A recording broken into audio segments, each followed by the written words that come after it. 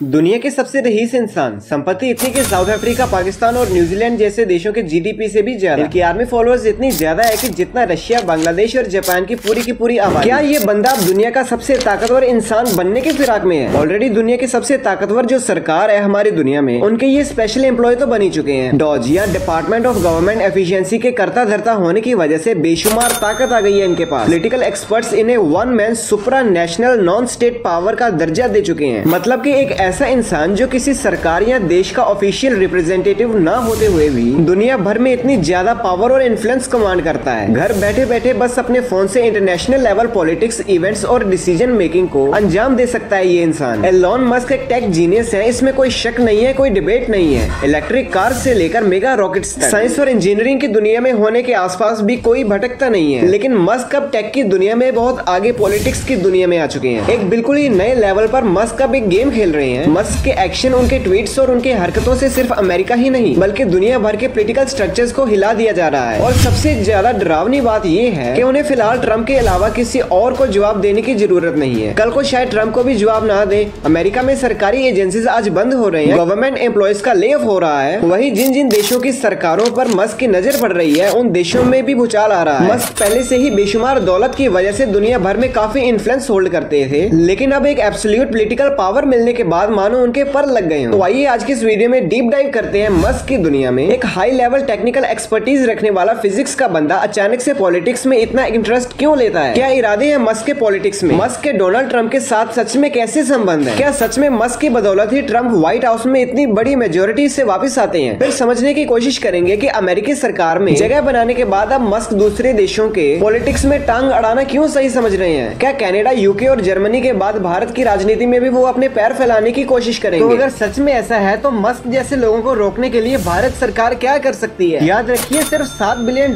के नेटवर्क के साथ कहा जाता है कि जॉन सोरोस ने भारत में इतना ज्यादा बवाल खड़ा किया था। तो सोचिए एक बंदा जिसके पास $400 बिलियन है, वो क्या कर सकता है? तो दोस्तों सब कुछ जानते हैं डिटेल में, लेकिन दोस्तों जानने से पहले वीडियो को एक लाइक जरूर कीजिएगा।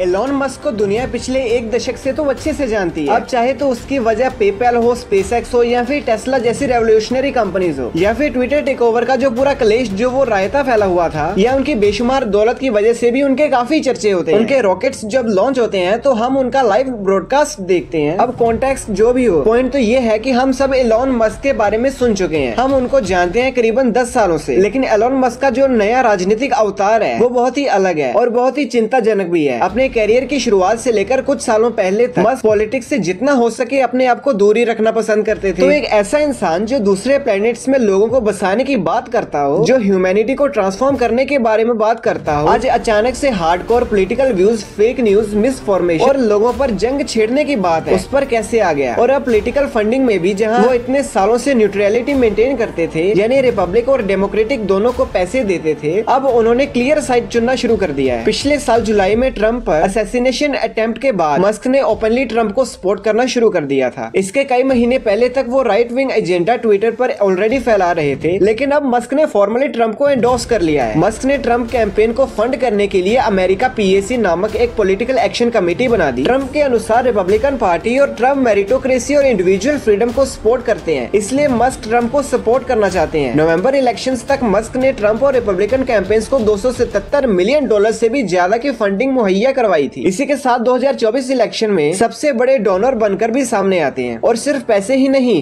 कैंपेन के आखिरी कुछ महीनों में मस्क ने ट्रम्प के साथ वो जो रैलीज में जाना शुरू कर दिया, पूरे तरीके से एकदम अपनी एनर्जी झोंक दी। नतीजा ये होता है कि ट्रम्प इलेक्शन जीतते हैं और वो भी बड़े मैंडेट्स के साथ। इसका सीधा फायदा मस्क को भी होता है। सबसे पहले एलोन मस्क को सरकार में जगह मिल जाती है। उन्हें ट्रम्प की नई नवेली डिपार्टमेंट ऑफ गवर्नमेंट एफिशिएंसी या डॉज जो डिपार्टमेंट है उसे हेड करने का काम सौंपा जाता है। इस डिपार्टमेंट का काम होगा सरकार में जो फिजूल खर्ची हो रही है उसे पूरे तरीके से बंद करना। सरकारी पावर मिलने के बाद ट्रम्प के जीते ही मस्क की पर्सनल वेल्थ अभी पिछले 2 महीनों से 77% से ज्यादा बढ़ चुकी है और $416 बिलियन अभी उनकी नेटवर्थ बताई जाती है। मस्क पहले ऐसे इंसान है जो पूरी दुनिया में ह्यूमैनिटी की बात करें तो पहले ह्यूमन है जो $400 बिलियन का आंकड़ा पार कर चुके हैं पर्सनल नेटवर्थ में। लेकिन जैसा कि हम भारत में भी देखते हैं कि पैसा वैसा कमाना ठीक है, लेकिन सरकारी नौकरी, उसका जो रुतबा और पावर होता है उसकी बात ही कुछ अलग होती है। है। और मस्क के साथ भी कुछ ऐसा ही होता है। पिछले 2 हफ्तों से मस्क और उनके लोग पूरे यूएस गवर्नमेंट के अंदर घुस के एक पैरेलल पावर स्ट्रक्चर इस्टेब्लिश करने की कोशिश कर रहे हैं। ट्रेजरी डिपार्टमेंट से लेकर यूएस एड तक हर एजेंसी में मस्क के लोग दाखिल हो रहे हैं, इन्वेस्टिगेशन कर रहे हैं। कई जगहों पर सिविल सर्वेंट्स जो सालों से काम कर रहे हैं उन्हें नौकरी से बाहर निकाल दिया जा रहा है, ऑफिस को लॉकआउट किया जा रहा है। इतना ही नहीं, मस्क और उनकी टीम का कंट्रोल अब सरकारी पेमेंट सिस्टम तक पहुंच चुका है। अब पूरा एक न्यू एग्जीक्यूटिव पावर स्ट्रक्चर बना दिया जा रहा है। लेकिन प्रॉब्लम ये है कि उनके पास फुल फ्लेज सरकारी अफसर है और ना ही उनका ये जो डॉज डिपार्टमेंट ऑफ एफिशिएंसी वो यूएस कांग्रेस से अप्रूव्ड है। सारा कुछ ट्रम्प के एक एग्जीक्यूटिव बॉर्डर पर चले जा रहे हैं, जिससे मस्क को मानो फ्री पास मिल गया हो।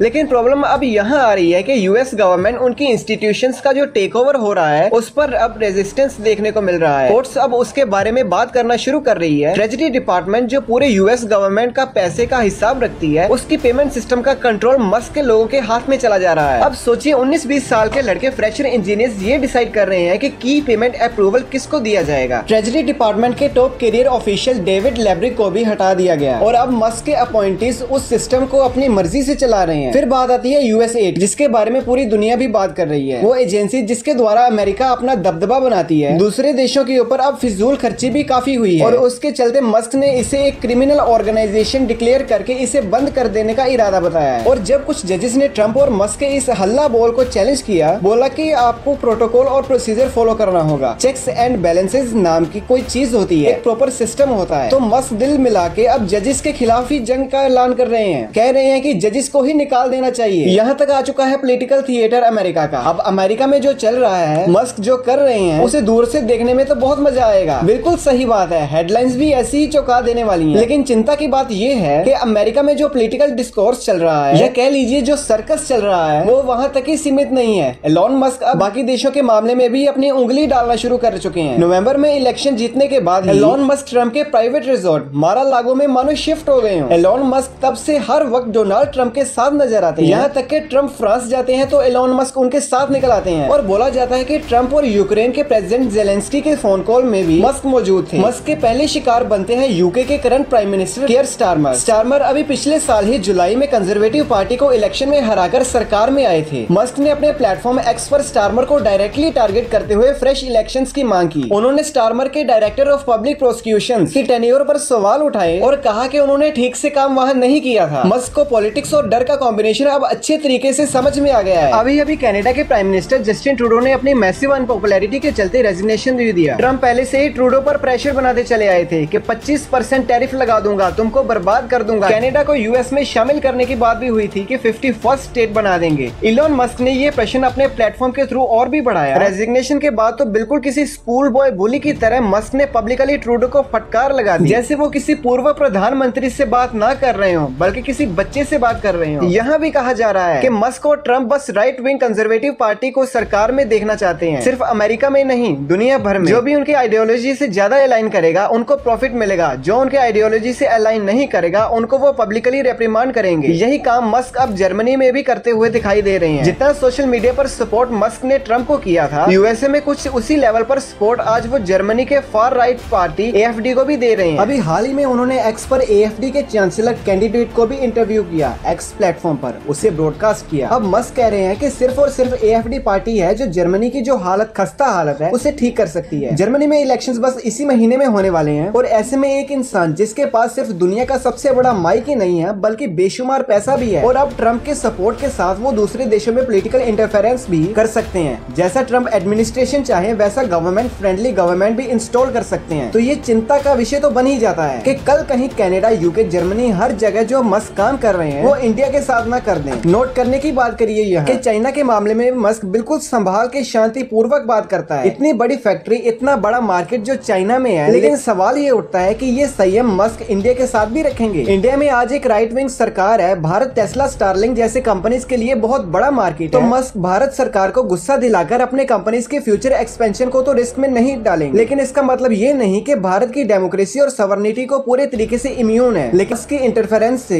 एक बार पहले ही एक्स और भारत सरकार ने मस्क की इंटरफेरेंस से एक बार पहले ही एक्स और भारत सरकार के बीच में कुछ अकाउंट्स को लेकर टेक डाउन का एक मामला आया था। उस वक्त मस्क की कंपनी भारत सरकार के आगे झुक जाती है। कुछ ऐसे अकाउंट्स को ब्लॉक कर दिया जाता है जो सरकार को क्रिटिसाइज कर रही। तो एक तरफ जहां मस्क ने अमेरिका में सस्पेंडेड अकाउंट को वापस से चालू कर दिया, फ्रीडम ऑफ स्पीच के नाम पर कंटेंट मॉडरेशन को रिप्लेस कर दिया कम्युनिटी नोट्स के नाम पर। वहीं दूसरी तरफ भारत से सीधा सरकारी सेंसरशिप वो मान जाते हैं, उसमें उन्हें कोई प्रॉब्लम नहीं दिखता है। अपने एक्शंस को जस्टिफाई करते हुए एलोन मस्क ने कहा कि वो जिस देश में ऑपरेट कर रहे हैं वहाँ के लॉज उन्हें पालन करने पड़ेंगे। वहीं H1B वीजा के मामले में भी मस्क ने इंडियन स्किल्ड वर्कर्स के माइग्रेशन को डिफेंड किया है, कहा कि वो युद्ध कर लेंगे इस मामले में, लेकिन स्किल्ड वर्कर्स इंडिया से जरूर बुलाएंगे। मस्क अब रिपब्लिकन्स के अगेंस्ट जा चुके हैं इस मामले में। तो जहाँ तक टेक्नोलॉजी का मामला हो, इंटरनल रिफ्ट उन्हें बर्दाश्त है, लेकिन इंडिया की तरफ वो खड़े हुए हैं, तो ये तो एक गुड न्यूज है हमारे लिए। तो अभी तक अगर आप इंटरेक्शंस देखें तो ये लगता है कि मस्क भारत सरकार के लिए नियर फ्यूचर में अच्छा ही गुड न्यूज है। बट यू नेवर नो, क्योंकि ये जो पूरा इक्वेशन एलोन मस्क का है वो एक रिपोस्ट से खराब हो सकता है। मस्क को आप प्रिडिक्ट नहीं कर सकते हो। अभी हाल ही में एलोन मस्क ने जर्मनी, यूके और कनाडा के लीडर्स को ऑथोरिटेरियन और टिरेनिकल बता दिया। अब इमेजिन करिए क्या होगा किसी दिन अगर वो इंडियन प्राइम मिनिस्टर या इंडियन गवर्नमेंट के अगेंस्ट वो ट्वीट कर देते हैं, तो हमारा रिएक्शन क्या होगा। अब प्लेटफॉर्म तो उसी का है, तो ब्लॉक तो कर नहीं सकते हो, पूरा का पूरा एक्स ही आपको बंद करना पड़ेगा इंडिया में। और फिर ट्रम्प ऐसे थोड़ी ना चुपचाप बैठेगा। एक बार ट्रम्प टैरिफ बोल देता है तो हमारा मार्केट 1000 पॉइंट नीचे गिर जाता है। तो सोचिए अगर इस मुद्दे पर ही इंडियन गवर्नमेंट और ट्विटर और मस्क के बीच में बात गड़बड़ हो जाए, या फिर बात हो स्टारलिंक के एक्सेस की, या बात हो टेस्ला को मार्केट शेयर देने की, या इंडिया में और ड्यूटी कमाने की टेस्ला गाड़ी के लिए, तो बहुत चीजें हो सकती हैं आने वाले कुछ टाइम पीरियड में, जहां ट्रम्प कुछ कॉम्बिनेशन प्रेशर लगाए हमारे सरकार के ऊपर, स्टारलिंक को लेकर, टेस्ला को लेकर, कंसेशन को लेकर, टैरिफ को लेकर, और मस्क अपने एजेंडा को पुश करना चाहते हैं इंडिया जैसे बड़े मार्केट पर, तो कुछ भी हो सकता है। तो सिर्फ चाइना ही नहीं, अब ट्रम्प और मस्क के एक्शन को काफी सतर्क तरीके से हमें समझना होगा और हमें अलर्ट रहना होगा। ये लोग अपने पड़ोसी सालों से भी अपने वेस्टर्न अलायंस के पीछे हाथ धोकर पड़े हुए हैं, तो इंडिया को थोड़ी ना बख्शेंगे। अब ये सिर्फ अपना पैसा, अपना धंधा, अपने पॉलिटिक्स देख रहे हैं, तो इस सिचुएशन में हमें डायरेक्टली पॉलिटिक्स खेलना पड़ेगा और अपने चांसेस को बैलेंस करना पड़ेगा। और देखिए कि पैसे की पावर को अंडर एस्टिमेट मत करिएगा। ये